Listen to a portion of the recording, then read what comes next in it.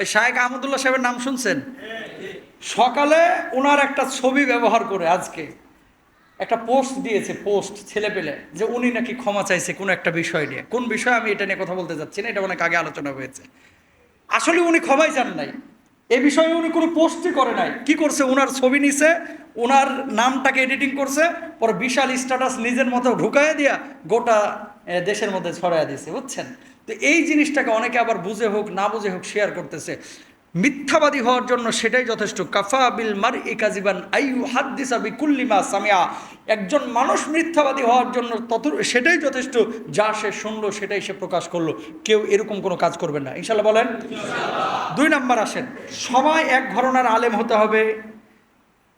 কেউ আমাকে পছন্দ করেন, কেউ ধরেন ওই তাহরিকে পছন্দ করেন, কেউ আহমদুল্লাহ সাহেবকে পছন্দ করেন, কেউ মিজানুর রহমান আজারিকে পছন্দ করেন। পছন্দের মানুষ এক একজনের এক একটা থাকতেই পারে, এটা আপনার নিজের অধিকার, আছে না নাই? জোরে বলেন।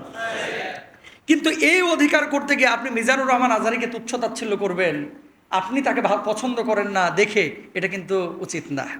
আপনি শাইখকে পছন্দ করেন না দেখে আহমদুল্লাহ সাহেবকে গীবত করবেন, এটা উচিত না।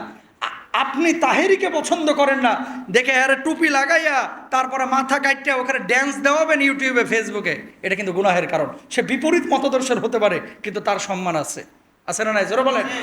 প্রত্যেকের কিন্তু আলাদা আলাদা সম্মান আছে।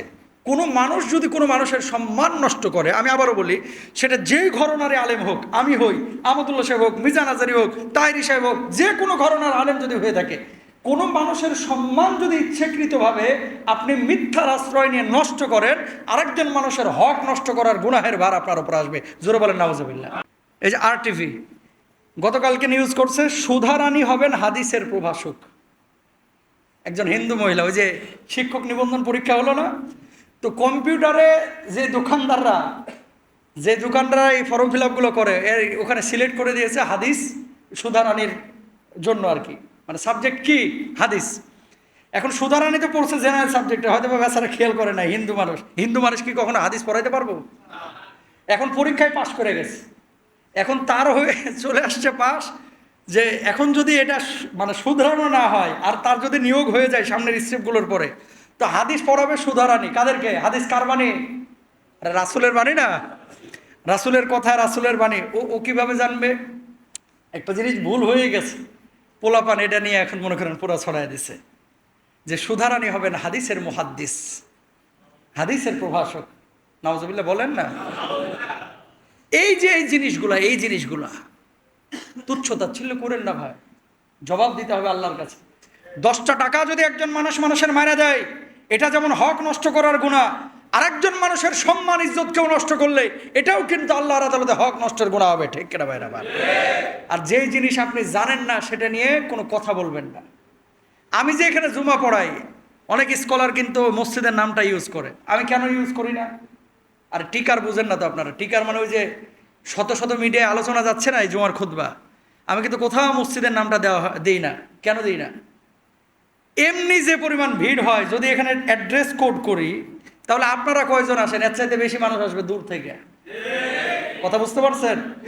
এই হেকমতের কারণে আমি এখানে শুধু মসজিদের নামটা দিই না। এখন এরা কি ছড়াইছে যে আমি আসলে জুমা পড়াই না। এই যে মাইক্রোফোন, এগুলো নাকি আমার কেনা মাইক্রোফোন, এগুলো রাত্রেবেলায় আমি নিয়ে এসে এখানে ফিটিং করে তারপর আমি নাকি ওয়াজ করি। আল্লাহ এদেরকে হেদায়েত দান করুক অথবা ধ্বংস করে দেখ। আমিন বলেন না। তো এই কথাগুলো যখন কেউ বলে, ইবলিসও দাঁত বাইর করে হাসে, যে বলে কি, এই যে আপনারা যে আমিন বললেন, এটা কি ফেরেশতা এসে বলে গেল না আপনারা বললেন? তো এরপরেও যদি মানুষ না বুঝে, তোর বুঝনি ভাই, তুই থাক। আল্লাহ এদেরকে হেদায়েত দান করুক। কোথা থেকে আসলো কথাটা? মিথ্যা কোনো জিনিস নিজেরা ছড়াবো না, নিজেরা বলবো না, কোনো মানুষের সম্মান ইজ্জত হানি হয় এরকম কোনো কথা বলবো না, ইনশাল্লাহ বলেন।